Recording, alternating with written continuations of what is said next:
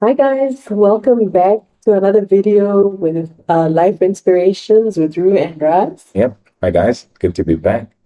So this time we're going to talk about conflict resolution again, because last time we talked about the personality differences and how those personality differences um, affect us and why they affect relationships. So now we just want to get into how to go about dealing with the personality differences so you don't end up with an argument blow up kind of situation, as you grow. How do you manage these personality differences, these personality traits?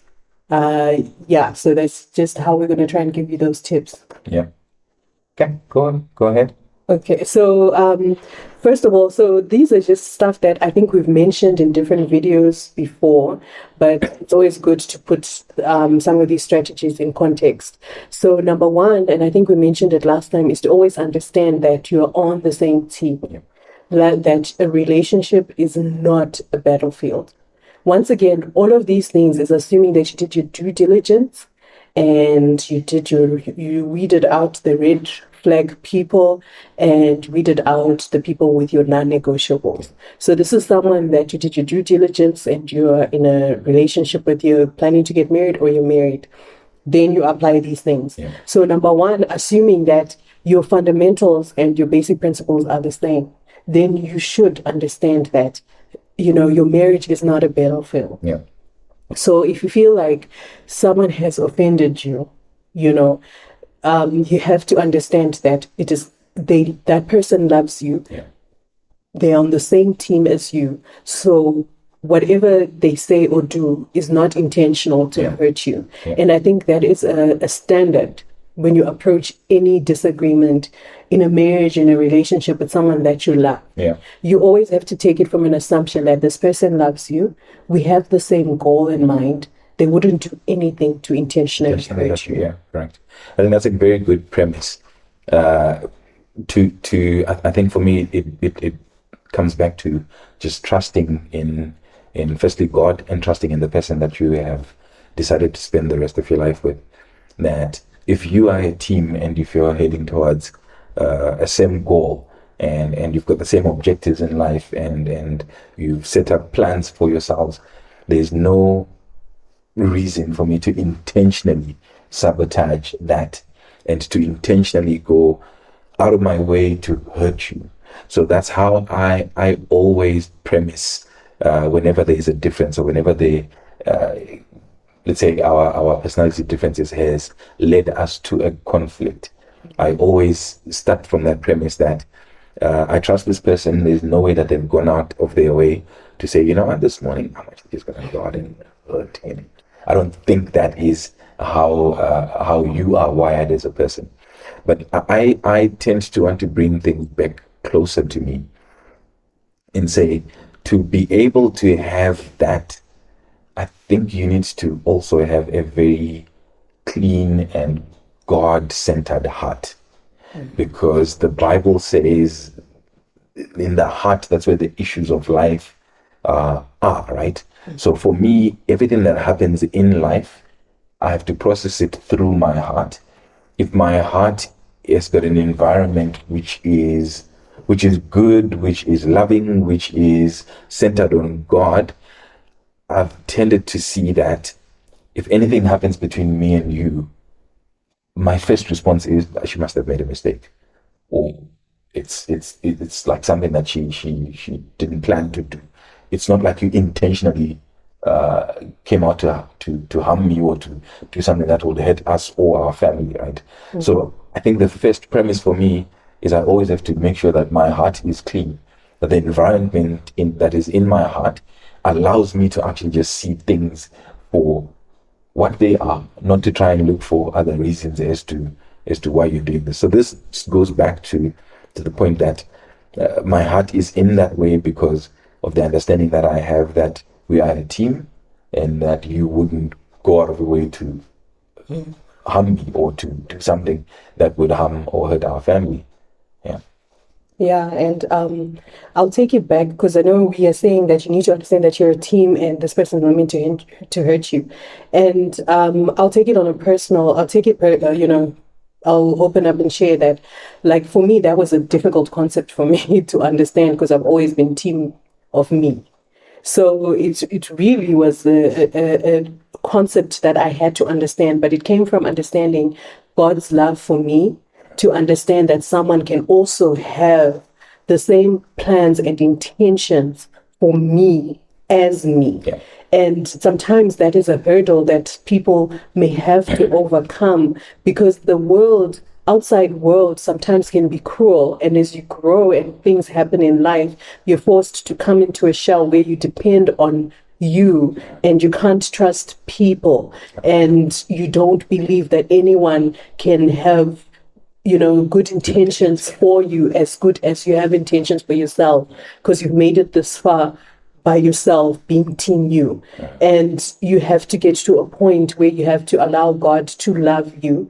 And when God loves you and you understand that love, it will help you to understand that this person loves me. And because he loves me, he's not going to do anything or say anything intentionally to hurt me. And it's from there that you're able to not take offense and easily let go. Yeah. If there seems to be some hurts, like my personality is a very relaxed, chilled personality. His personality is like this. So it's easy for him to be in a rush to say, let's do this, let's do this. While I'm in a process of, I'm in my space, I want my peace and I want to process. And it's easy for me to feel offended because maybe he's rushing me. He's trying to say that I don't know what I'm doing. He's trying to say that I'm inefficient and ineffective. So it's just an example of how personality differences can lead to offense and lead to conflict. But if you spin it around and I say, no, he just wants things to be done. And The intention is to get the things intention is to get things done because, this and this has to be done for the kids. So the intention is to get things done. The intention is not, in everything he said, he never said, I'm a bad mom.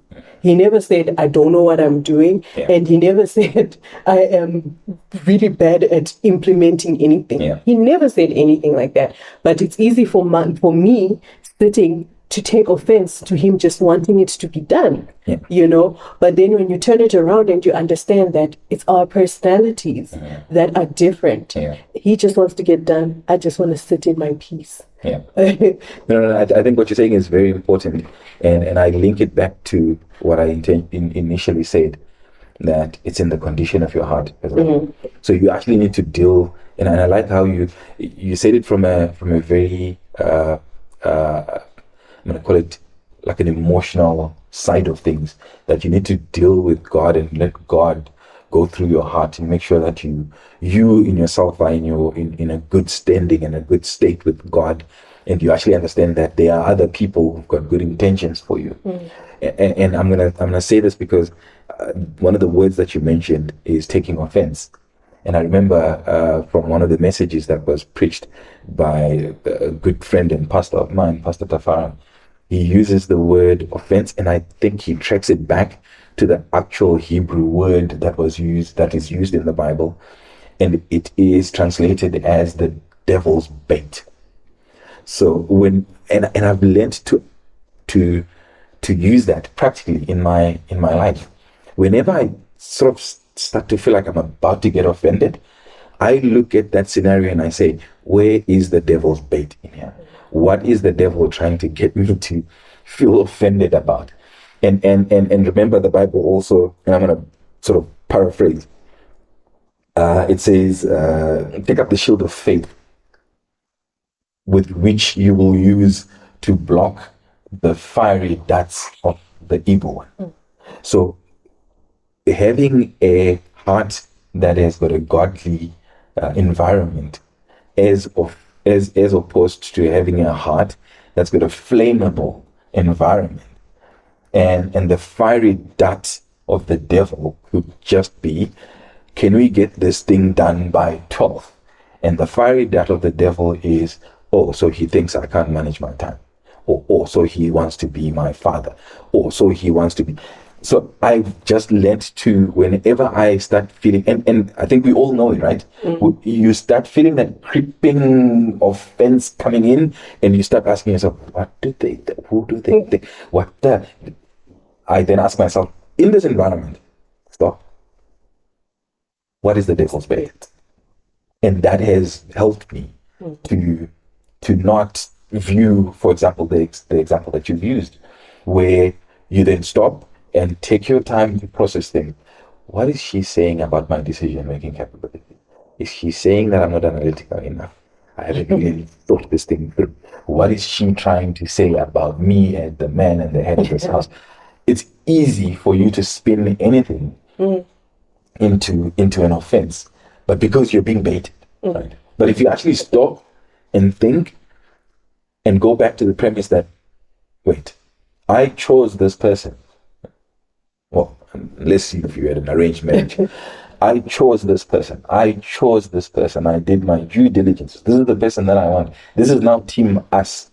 There's no way this person is going to break my leg when I'm going to on my way to score a goal. For the team.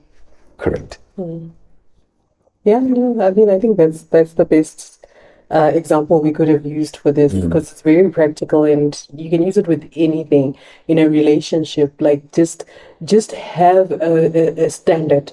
Don't take the bait. Don't take the bait. No matter what, choose not to be offended. Choose not to be triggered. And that has to do with your work going back to God. Like, one of my favorite statements that really God put in my heart is that you shouldn't walk around being triggered. Yeah. You can't give people a switch. It's like they have a button that they can go around and they control trigger you. Yeah, exactly. Trigger you. Yeah. Like, you can't. So, I mean, we're talking about being in about marriage and relationships, but you can also apply it in life, really. True. Like, you have to take everything back to God so he can deal with the things. And, because I know in this generation, it's like an in thing about my triggers. Oh, I get triggered. Yeah. But you can't live life like that, because you're giving someone else the power. Correct. To just press the button whenever. Like, we're not robots. Yeah. Someone else can't have that power to just always just trigger you. And I'm not saying we're not also not important. Like, I always think of it in this way.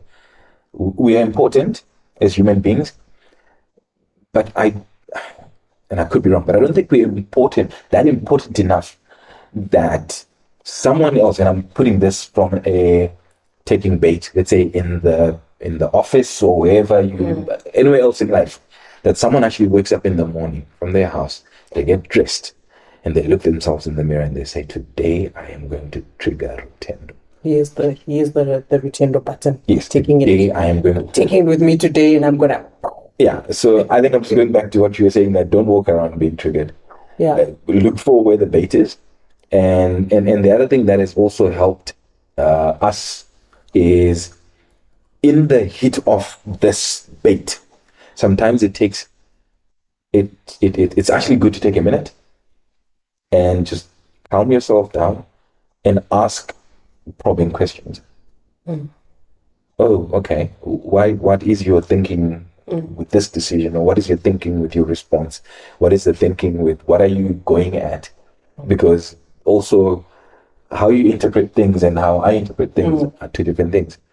And just being able to communicate within that sort of conflict, you probably solve half the battle. Yeah, and that's a good one. And that was a hard one for me. to stop and say, what were you thinking? Like, it's not a what do you think? Yeah, it literally just stops everything and slows everything down. To just say, like, but and then you're like, oh, well, what were you thinking? That was the thought process. And the response is always going to come back more controlled, slower, with better understanding. Because now there's an understanding that maybe I didn't express or communicate myself properly. Let me say it so that this person can understand it. It's all, it goes then into just knowing how to communicate. because I know that it's not a battlefield. Yeah. Our intentions are the same. He didn't wake up and say today he's going to press the return button, you know. So yeah, so that's one point. And then another point that can help you is just understanding, and I think we mentioned it in the previous video, is just understanding that different is not wrong. Right. Like, different is different. It's not wrong. And sometimes it's really, really hard to open up to a different opinion. It's really hard. You know, it's not a competition. You're never in competition with this person. And I was watching another couple that did a video, I think, around submission. And I thought this was really powerful when they said that me submitting is understanding that I have an opinion and I have an idea. It's good. And he has an opinion and he has an idea and it is good. But I am submitting to his idea. Wow. I'm submitting to his idea. I'm not saying that my idea or concept is any less, but I'm submitting to his idea. It's just an example of submission, but in a bigger picture, it's an example of just understanding that different is not wrong. Yeah. You know, like we have, because we know our personalities and we know our strengths and weaknesses. There are times, like even with handling children or handling scenarios where I know that here I need to stand down, and he needs to handle it. His approach is better. Yeah. My approach is okay, but I think his approach is better. And even if I don't know that his approach is better, I trust him and I trust the wisdom that God has given him. So I trust that his approach is going to be the best approach. Once again, you're taking it back to God to say, I trust that he has been given godly wisdom. Correct. And his approach is going to be better. And there are situations where it's worked the other way, where he knows his weaknesses and strengths, and there's a situation, and he will stand down. Yeah. He has an opinion about it. He has a way of how he thinks it should be done. But in that environment, in that space, he feels that my idea and my approach should lead. And all that goes back to God, godly wisdom and godly understanding. Correct. Because none of us are perfect. Yes. We are all imperfect, and it takes humility to be able to understand that and always just taking it back to God. No, that's very correct. And I couldn't say anything to add on top of that. At the end of the day, our premise is God, right? And even when you're saying that your explanation on submission, it's on the fact that you are allowing the decision that I'm going to make because you trust the source of that decision not to be me, but to be God, who is who's the head and the lead in the house through me, and then we make the decision for the family, right? So we're just going to circle back to the fact that God is the creator of marriage. I've always said this, and I always say it's not that Adam had nothing to do and he was like, God, why don't you make me a plan? It was God who said, I'm going to give you a wife and give you a helper. This thing comes from God, so it has to be premised on God. But I think to sort of conclude, if all of these things that we are talking about probably don't work, or maybe you've tried them and they're not working for you, one of the other things that we have found very helpful is seeking professional counseling.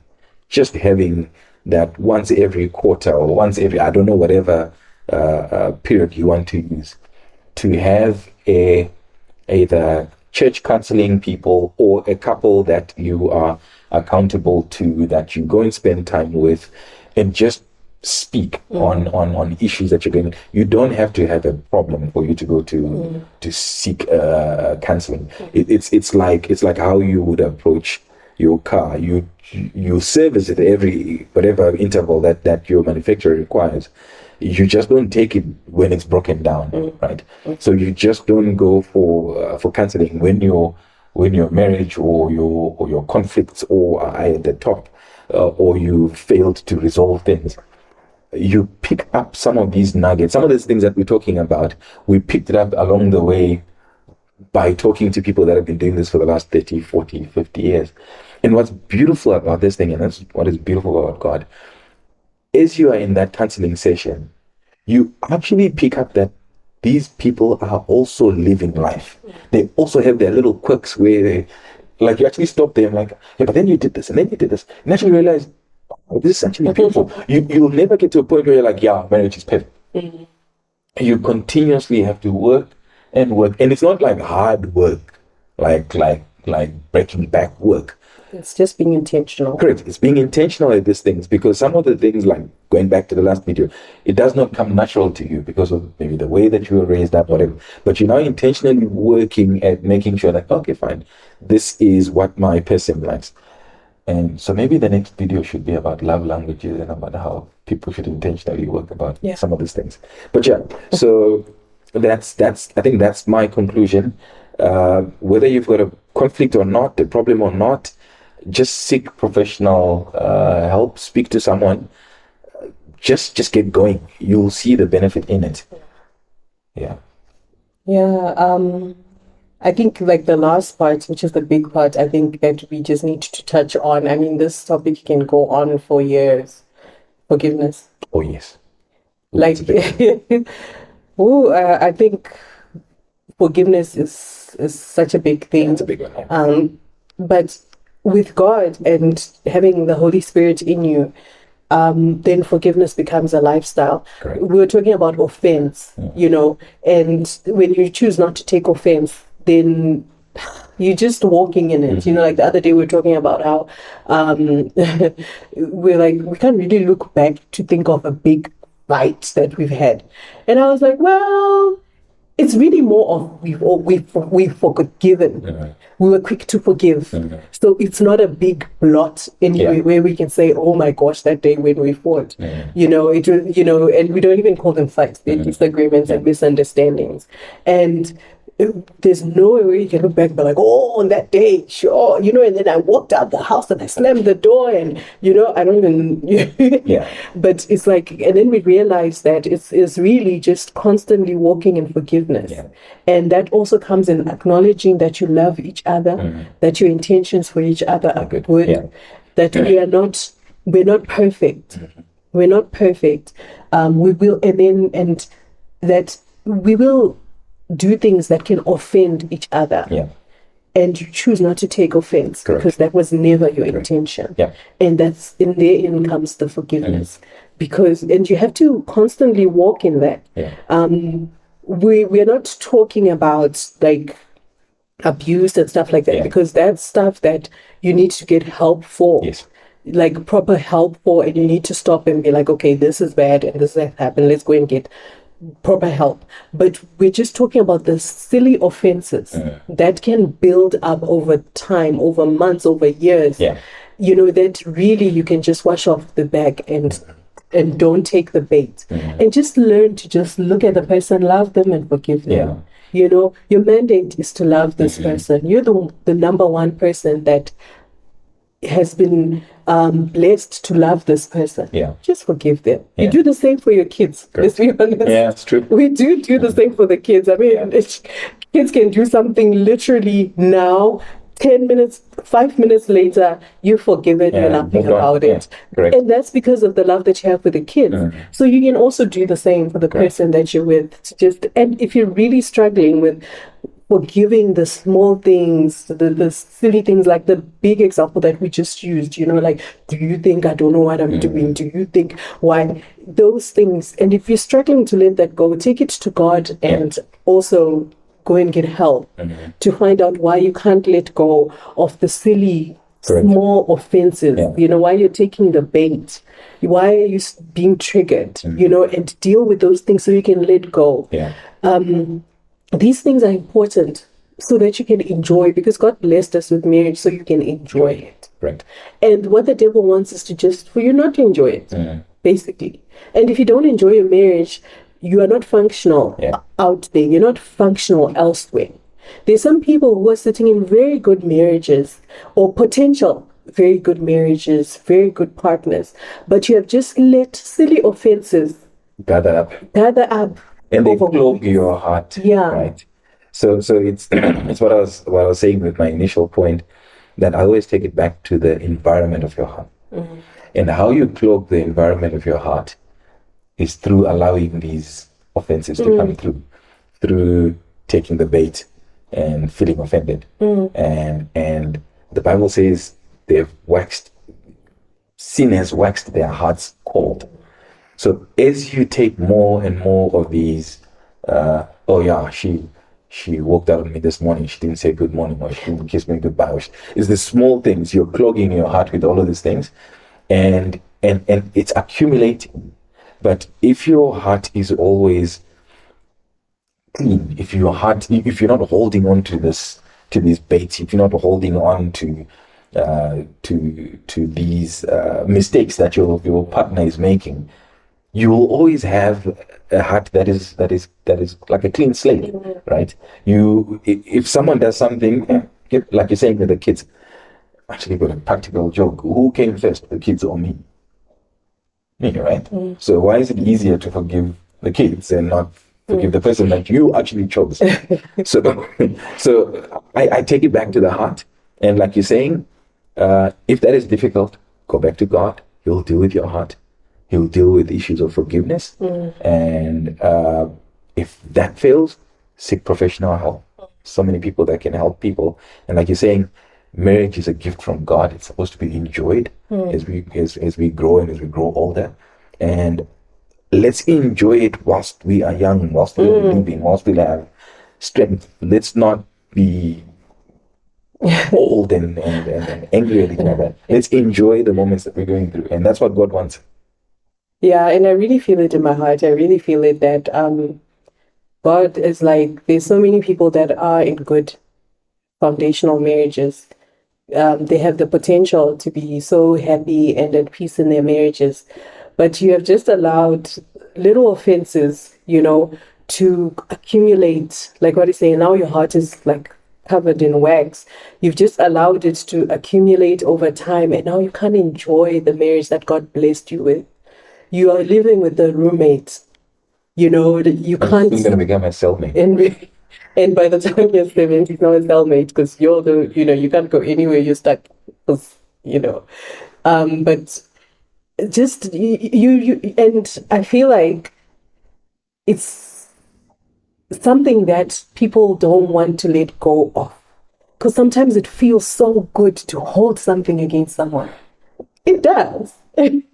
to be like, yeah, but he's always like this. Or yeah, but she's trying to control me. She's the woman in my house, she just always tries to control me, and it's just an example, but sometimes it feels so good.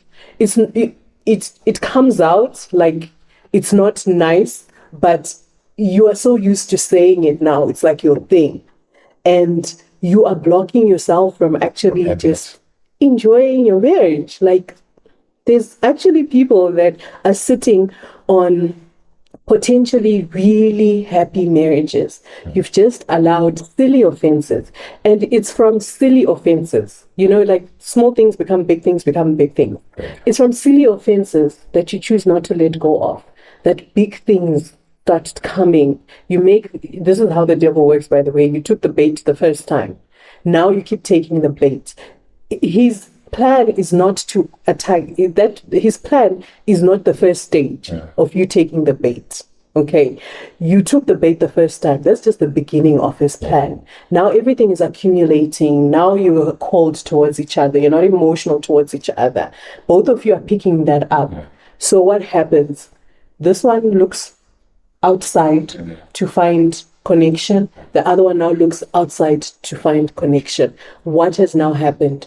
You have a broken family from silly offenses that you could have just let go, and you could have just enjoyed your marriage. You could have enjoyed your family. The ultimate plan of the devil is to have dysfunctional families, non-functioning families, non-existent families. So don't take the impact that it has on kids, future generations. And it all just comes from taking the bait from small offenses. So, the take home for this video is, don't take the bait. If you can let it go, let it go. Take it to God. allow him to heal you, to let it go. Yeah. If you can't let it go, then seek counseling, communicate with the person. Okay, when you said this thing, it was a little bit hurtful. Yeah. Okay, let's have a conversation around it. And I can bet you 90% of the time it goes back to your background, your childhood, your school, stuff that you offended long ago and you brought it here. Deal with it so you can enjoy the goodness, the fullness of the goodness of what God has for marriage. Yeah, I think that's all we have for this video. Yeah. It was quite deep but awesome, and we'll see you guys The next one. time. Cool. Thank you.